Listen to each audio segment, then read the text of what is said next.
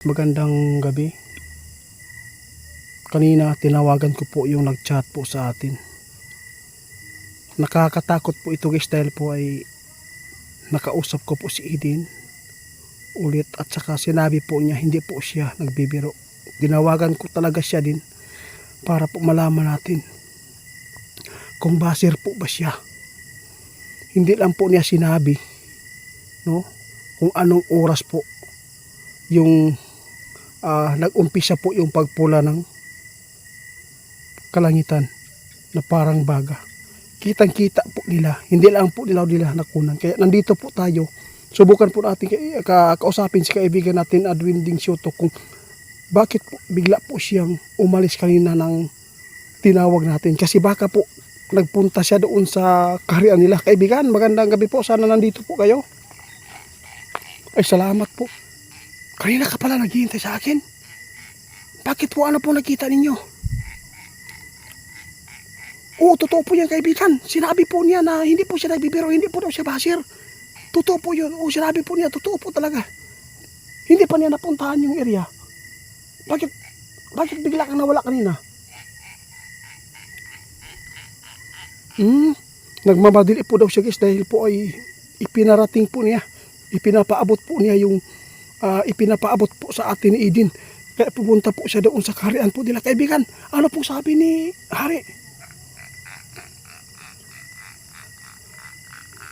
Oh, tama po. Sabi po ni kaibigan natin Dwindi guys, nagpaabot ngayon po ang kanilang hari tungkol po sa nakita nila na may nahulog, no? Alam po ng hari nila na mayroon pong nahulog po dito sa mundo natin. Ito po ay sign po ng mga kababalaghan na paparating na talaga yung mga problema po dito sa mundo natin. Yung ipinapaabot po nila guys na apoy, no, sa mga sign, yun po, isa na po daw doon talaga yung sign na nahulog po. Ito po talaga yung pinakadelikado ngayon. Kasi po kung delikado lang po dito talaga kung sa langit guys, makikita natin yung blue ay lahat po ng blue ay kinakain po sa kulay baga apoy. Yun po ang sinasabi nila. Kaya kaibigan, maraming salamat po sa inyong maraming salamat sa hari. Sabi po ni hari po daw guys, huwag po daw kayong matakot. Mas lalo pa daw ninyo paigtingin yung pananampalataya, pagdasal po natin at ilapit po sa Panginoon na tayo ay ingatan at sana po, no, pagpasensyahan po niya tayo na laging nagkakasala. Kaibigan, maraming salamat kasi sinabi po ni Eden na hindi po siya nagbibiro at hindi po daw siya basir. Oo nga, kaya nga na problema manggod ko ani kaya nga no, bigla kang nawala kanina, hindi ko pa natapos yung katanungan ko sa iyo kasi nagpapasalamat din ako kasi po bigla kang nawala dito kanina. Pumunta ka pala doon sa hari, kaya ito yung ipinapaabot ni hari. Patay. Guys, ang sabi po ni hari, dapat po maging matatag tayo. No? Mas lalo daw natin napaigtingin. At saka, yung mga ipinapaabot ng ating kaibigang Dwindi, dapat lang po talaga na maghanda po tayo. Kasi, wala pa silang sinasabi guys. No? Grabe, nagkatotoo lahat. Meron nang hula guys ha. Ano ko lang, i-series ko lang to. May naghula nung 6 na bagyo ang papasok. Pero ang sinabi po ni kaibigan, mayroong mga typhoon at saka hindi pa matatapos yung buwan na ito, maraming magsunod-sunod na bagyo. Nagkatotoo. At saka yun ang hula guys, nagkatotoo din. 6 na bagyo yung palabas. Pero ang sinabi po ni kaibigan sa atin, December, meron pa. No? Ang problema dito, yung last light sa December, huwag po kayong magkampante. Kaya nagpapasalamat po tayo kasi po sinasamahan po tayo ng ating mga kaibigan na din. Yung kaibigan, yung nakita po ni Eden, ito na ba talaga yung isa sa sign po ninyo? Mm, sabi po niya guys, alam mo itiit, yung si Hari, kinakausap ko kanina, sabi po niya, ipinapaabot ko kung bulalakaw ba ito. Kasi sabi po ng Hari, kung bulalakaw ay makita mo sa taas ay maliwanag, pero pag bumagsik niya dito sa hati, lumiliit yan. Kaya yung nakita po ni Ma'am Eden, hindi po yan normal guys. Hindi po yan normal. Dahil po, ang mga sign po na nakita daw sa Bicol, ito na po talaga yung sign na may mamahuhulog po talaga ng mga baga, apoy dito sa kalupaan. Kaya ang sabi ni kaibigan, huwag kayong matakot, dapat paigtingin po natin at maging matatag tayo at isipti po natin yung mga bata. Kaibigan, maraming salamat po sa inyong pagtugon lagi. Oo, nagpapasalamat kami dahil po ay napakabuti po ninyong mga elemento.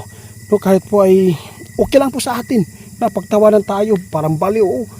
Kasi kung ikumpara po natin sa mga manghuhula, magkapareho lang po tayo. Kasi prediction nila ay prediction din natin, magka-disim lang po tayo. Kaya hindi po tayo pwedeng mahiya na ipaabot po natin, kasi hindi naman po tayo dito na nagbibiro. Kasi yung mga itinuturo po natin ay malaking tulong po ito, lalo na yung mga tao na nakakalimot po sa Panginoon, na hindi po nagdarasal. Baka yung iba ay meron tayo natulungan at nagawa po niya yung mga ipinapaabot natin sa inyo. Kasi marami po talaga nakabenepisyo dito guys, no? Tulad po ng paggawa ng balsa, meron. Tulad paggawa ng bunker, meron na. At saka yung paggawa po ng tawag dito, yung para hindi ka tatamaan po ng mga yero, may gumawa na kaibigan. Maraming salamat po dahil po sa inyo. Oo, salamat po. Oo. Kaibigan, ito lang masabi ko.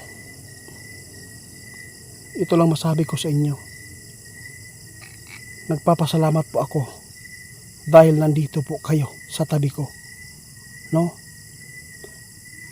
Kasi mahirap po talaga na yung mga tao na puro na lang bisyo.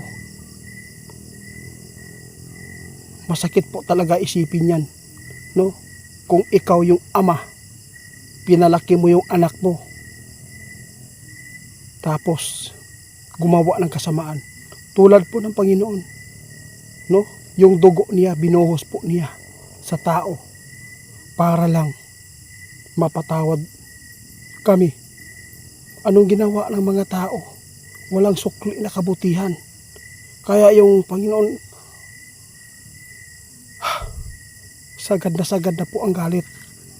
Kaya lahat po ng mga sign po daw guys, sabi po ni kaibigan, no? Ano po yung kaibigan? Tama po kayo kaibigan. Sabi po ni kaibigan guys, lahat po ng pagsubok binigay sa Panginoon sa atin. Lahat po ng kalamidad binigay po sa atin. Lahat po ng mga sign na paparating na kalamidad, dilubyo, binigay sa atin. Para po daw tayo ay mamulat na yung mga ginagawa po natin dito sa mundo ay sobra ng kasuklang-suklam.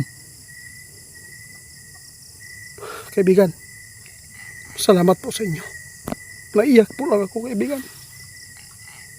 O, patawad po. Maraming salamat sa iyo.